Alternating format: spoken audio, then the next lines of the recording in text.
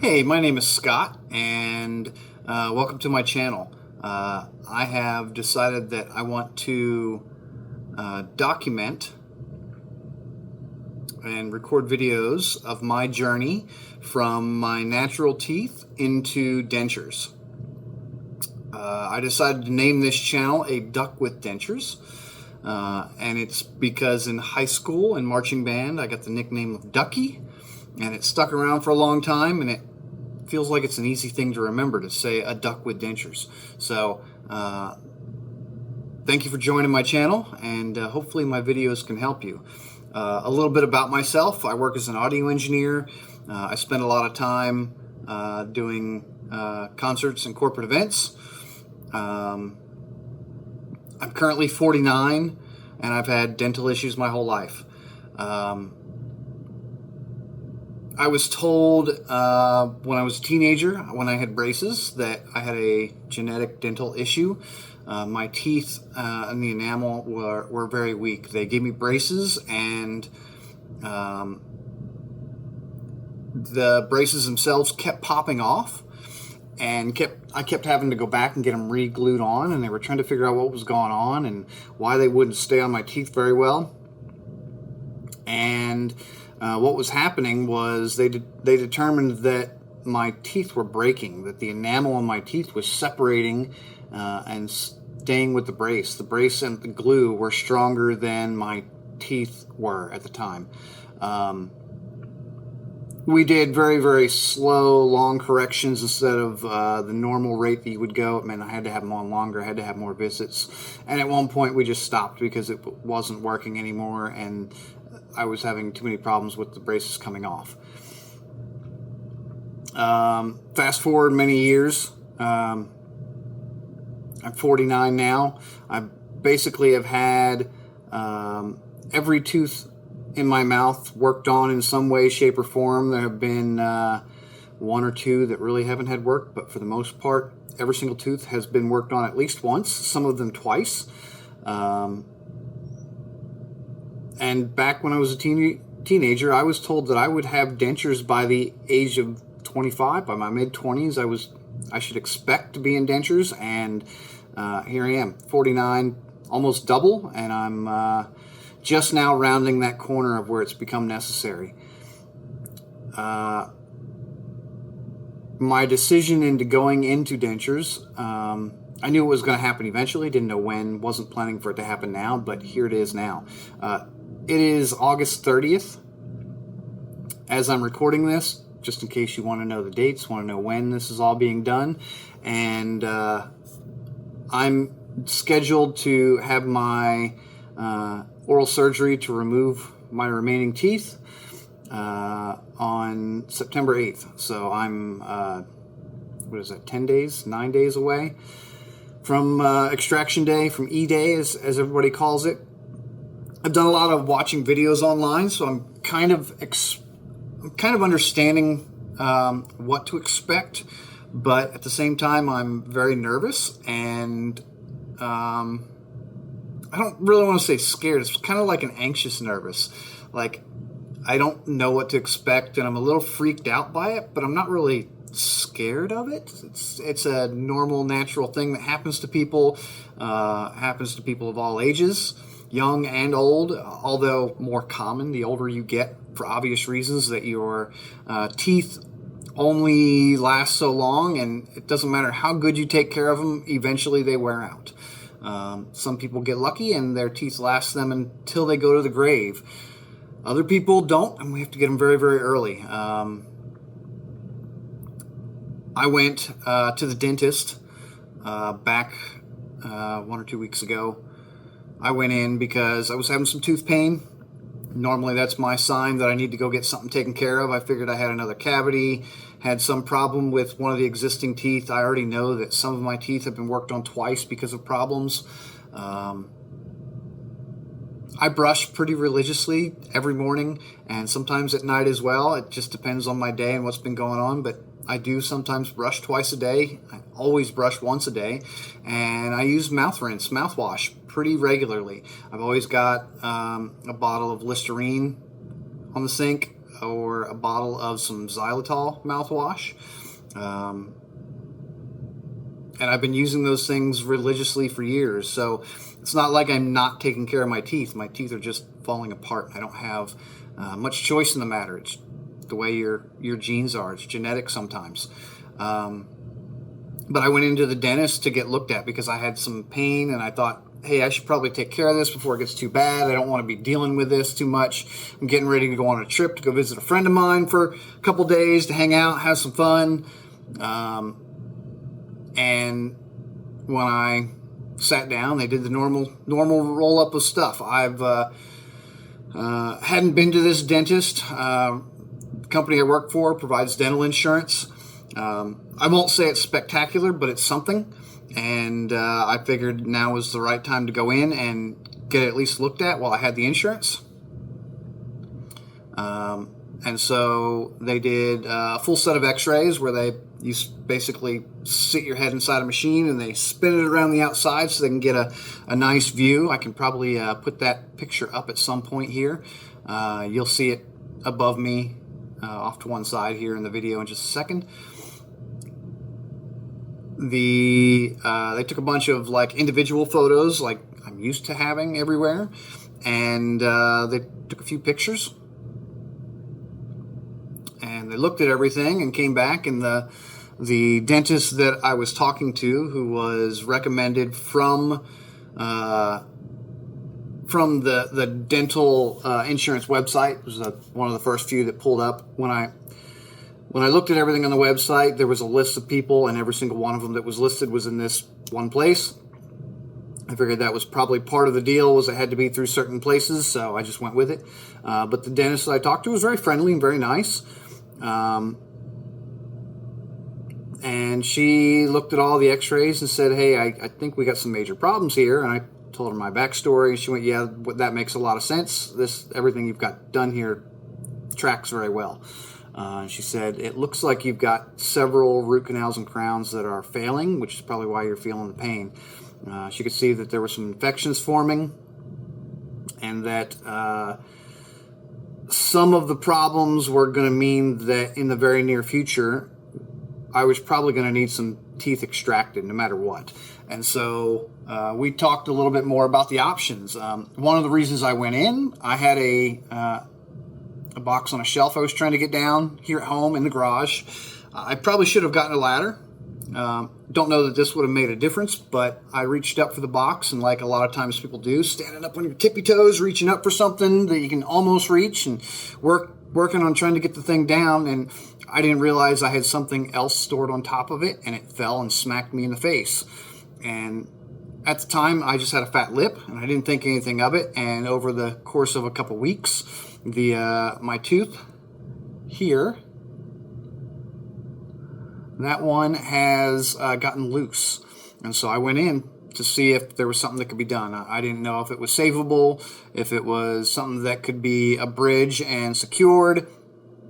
I've got so much work in my mouth, I know there's lots of options to deal with these kind of things. So I went in for those reasons, only to find out that my whole mouth is falling apart. And the reason that tooth is loose isn't because I got hit in the face, it's because my mouth is falling apart. The conversation moved into, do we want to just try to replace this one tooth that's loose and do something about the other tooth that I'm having pain in, and try to stave off as long as we can, knowing that in the end dentures are probably the right answer? Or do I just go for it and get it all done now? And we talked for a while, and the answer came down to, yeah, I think dentures are the right idea. It was kind of a shock. Like, it wasn't a shock that I was going to have to do it. It's more of a shock that it needed to happen now and not maybe another 5 or 10 years from now. I knew that my teeth would not make it until I die. I knew that I would need them out sooner than that. So it wasn't a complete shock, but there's some sticker shock involved with it. It's not a cheap process. They handed me a piece of paper that basically said $12,500. I mean, it was like 12.7 or something. So it's a lot of money. It's more than I wanted to spend, and that was oral surgery and some bone grafts and the I can't even think of the word right now. The thing that they alveoplasty, they which is basically they smooth out and trim the bone for your jaw, for your gums, for everything to make it a smoother, better fit for dentures. The dentures they had listed, they had two different sets, and an immediate set, which is also sometimes you'll hear it called a healing denture, and a secondary set that was to be the more permanent set later. Then the big whammy is that the insurance, which I have through work, covers some of it, but it only covers up to $3,000 a year maximum. So I was looking at $9,700 of out-of-pocket expenses for having this done, and it is not a number that I like. It's a large number for anybody. I don't care who you are. Almost $10,000 is a lot. It's a big, big chunk of money. Even more so if you're fighting paycheck to paycheck. I can't imagine if I was in a financial situation that meant that my money was super tight every month. I'm very fortunate to have money in the bank to deal with this. But to me, that's still a lot. It's a lot of money to spend that. And I already knew that I couldn't afford implants. Implants are considerably more, like talking like car payments instead of something that I could actually manage. So I didn't really want to get into that. Like I would love to be able to afford to just have implants done and be done with it and have teeth that act and feel and do everything just like my regular teeth do. But that wasn't going to happen. At that point, they said, hey, do you want to get this on the schedule and make it happen? I said, I want to call around a little bit. I feel like I'm not doing myself justice if I don't at least talk to somebody else.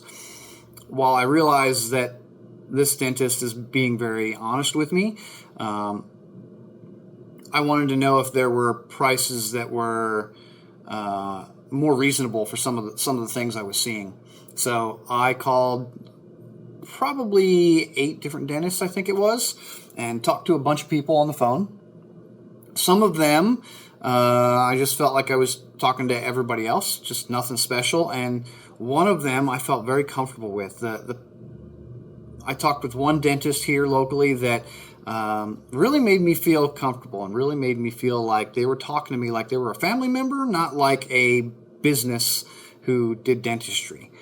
And that really struck me as important. For me, I've always been more drawn to people who treat you like family. I think that's a thing. And I kind of do the same thing with like my friends and my people around me. Like I've always done the same to them. Like when somebody becomes a friend in my life, they are instantly family. They are not just a friend who I talk to once in a while. And this dentist made me feel like that. And so I went in for a visit and had a chat and talked a little more. And when I was talking to this woman, she told me she had been in the business for about 22 years and had been doing dentures for most of it, as well as regular dentistry stuff.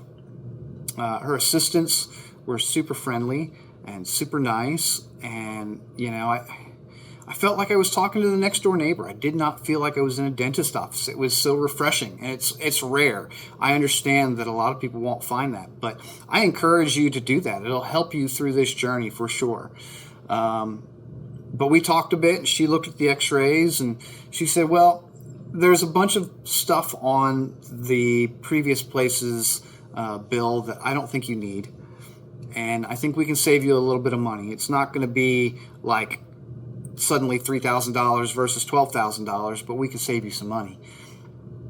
And through talking with her, I also found out that her office has the ability to do 3D scanning of my teeth and gums, and not just a standard impression or wax cast like a lot of places do. That's huge for me. I have hobbies that involve 3D printing and CNC work with various things, and I've always been a person who can manufacture with my hands. I've got welders, I've got fabrication skills, so having technology at a place where I think there should be technology to make it better is huge to me. That's like why don't more people do this? So that immediately made me feel good. And we did some 3D scans of my teeth, which I'll put up some pictures of that as well. And we looked at everything, and man, it just felt so good to have the technology at my side for the accuracy of things. All said and done, we did impressions, we did the 3D scans of my teeth, and you do a bite profile as well, and they send the stuff off to hopefully be made. They helped me set up an appointment with an oral surgeon. The oral surgeon that I went to for a consult as well, same kind of vibe. Very much made me feel like I was talking to a friend or talking to a neighbor, talking to somebody closer to me. It didn't feel like I was just talking to a surgeon. So the oral surgeon they recommended for me was very, very it was very refreshing to see that. I'd had my wisdom teeth out back in 2010. The long story short is I was out on tour and my wisdom teeth were coming in and pushing on things, and it broke one of my molars, and I had to leave for a couple days, go get oral surgery, and then go back to work. It's a little bit rough to have to do that, but things happen and you have to deal with them when you have to deal with them. And my experience with that oral surgeon was not what I had with this guy. My experience with them was very much hey, pay us money, we'll take care of this, thanks, see you later. And I didn't like that previously, and this guy really made me feel good. I asked a lot of questions when I went into both sides. When I have this done, what am I going to expect? What kinds of things am I going to need to do the first couple days after oral surgery? Things like, hey, I know I've been told there's some infections that are brewing in my jaw already.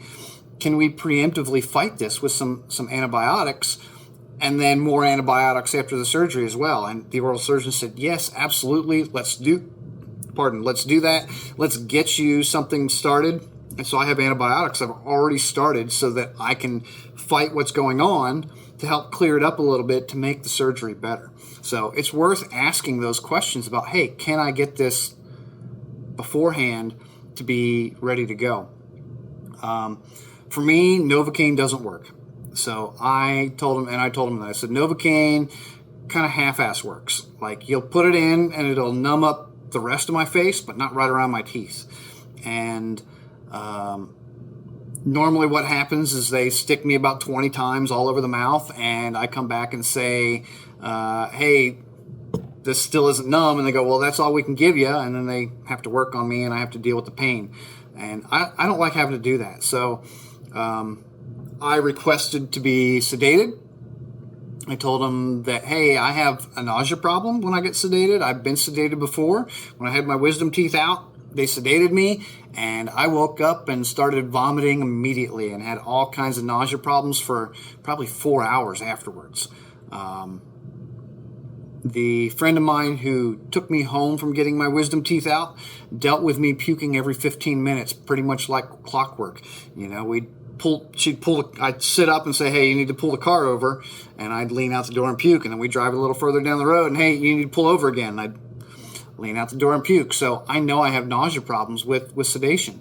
I had to go in for a minor problem with my ear that they needed to sedate me for, and I told the nurse, hey, I have a problem with sedation. It makes me nauseous. She gave me a shot for the nausea before they put me under, and I woke up with zero issues, had none at all. So I know it works. So I requested it from the oral surgeon. So just something to be aware of. Request nausea medicine with your sedation if you're being sedated. They absolutely can help you out. I know that one of my challenges is because I am so close to the extraction date that there's a possibility my dentures might not be ready exactly in time. And if they aren't, then I will go the 10th instead of the 8th. We know it's a tight turnaround for this. And because of that, like, I'm prepared to possibly show up and them say, hey, we don't have them yet. You need to come back in 2 days. With everything that's going to happen, I know that the first couple days are going to be horrible. Every video I've watched, every person I've talked to, everybody says, hey, your first couple days is swelling and pain.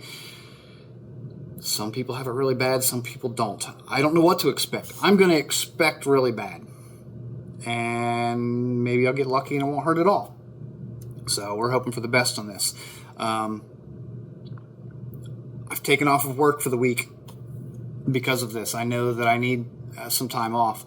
My work has been gracious enough to also allow me to work from home for the following week afterwards as well. So I have a little bit of leeway to be able to recover. And, my plan is ibuprofen and Tylenol and ice on my face. Everything I read, everything I see, every video I watch, everybody says keep ahead of the pain. Don't let it get bad before you take medicine. My oral surgeon said he's going to give me something prescription, strong strength, not just ibuprofen, something else, something stronger to deal with pain for the first couple days. I'm totally fine with that. Much preferred, so I'd rather feel nothing for the first couple days if I can help it, and just manage it as it subsides a little bit. The plan is going to be every 4 hours, take ibuprofen, and then alternate with Tylenol. So and the alternation needs to be like 2 hours apart. So you do ibuprofen, and then 2 hours later, you're now taking Tylenol, and then you got another 2 hours, and then you're taking ibuprofen again. So you've got 4 hours between ibuprofen pills and 4 hours between Tylenol pills, and it's every 2 hours of some kind of pill. Plus whatever they tell you to take for your prescription of stronger pain pills. Saltwater rinses, I've been told. Constant saltwater rinses. It's maybe even worth going and buying some saline in a bottle, just to make life a little easier. You can mix salt and water pretty easy, but if you don't know and you make it really, really strong, you fight that. If you don't make it strong enough, you don't know what you're doing. Probably doesn't matter hugely. It's just a matter of being able to rinse out some of the bacteria and things anyways. The healing process, basically you have to keep your dentures in. Obviously you're allowed to take them out at certain times, clean them, keep them very clean. But from everything I see, it looks like I'll be out of the oral surgery directly into dentures, wake up with dentures in my mouth, and basically wear them the first day nonstop. Don't take them out. The second day at some point, take them out to clean them, put them back in, and repeat until things heal up. Your immediate dentures, as they usually call them, are your healing dentures. They're designed to help cover your gums and help them heal. So I guess we'll find out how that feels when it happens. I am, like I said before, I am a little anxious, a little nervous. I don't know what to expect, but I'm hoping for the best. For sure, you have to keep a positive attitude with things. Yes, it's okay to worry. There's always going to be the not perfect case. You might be that person. I'm sorry if you are. You could be the person who has zero issues as well. You have an equal chance of that. So don't let the bad stories scare you from getting something done that could be the best thing you've ever done. I'm at a point with my teeth that I don't really feel pain, so to speak, until it's really bad. So for me to be feeling something, I know that it's really bad right now. And even that, like, I sometimes have an ache here and there that I don't really think about, and then I have pressure and I don't really think about it, and most people are going to call that pain. My body has been doing this for 40 years worth, 49 years of my life, and been having teeth problems ever since the adult ones came in. And so I'm used to the pain a little bit, and that's something I'm looking forward to relieving. I think it'll be an interesting thing to feel. Like I don't know how to expect. Like, will I feel nothing? Will it suddenly feel good? I don't know. All I know is that it won't hurt anymore. Well, I can't say it won't hurt. I say it will hurt less. There's always the possibility of your dentures not fitting well. There's always the possibility of them rubbing and creating sores. But that's why you go in for regular visits, and you still get checkups, and you still make sure everything is good as you're healing. But yeah, this is going to be a long process, and I'm hoping to make more videos for you. Hopefully this video comes out okay, looks okay. Maybe I'll refine the process a little bit better later down the road, but for now, I'm basically recording it with my phone, and I'm sitting at my desk. And you can see my lovely cat back there in the background. I'm sure you'll see more of her as she will for sure make noises at some point for us. Her name is Nugget, and she already lays on me all the time.